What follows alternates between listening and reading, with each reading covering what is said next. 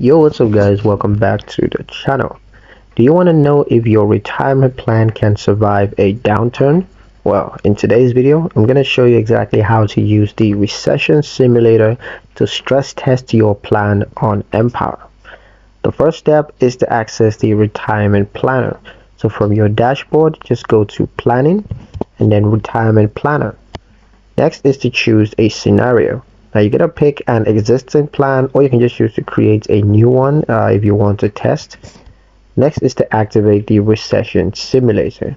Now just look for the Recession Simulator option.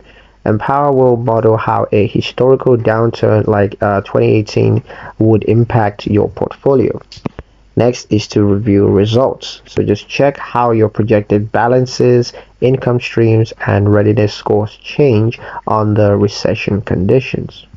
And of course, the final step is to adjust your plans. Now, you want to make tweaks such as increasing savings or adjusting retirement age or just shifting asset allocations, all to improve your resilience. And that's pretty much it for the video guys. Hope you liked it. Hope you found the information here useful enough. If you did, like, share, and subscribe for more helpful tutorials. Thank you guys for watching, and I'll see you in the next one.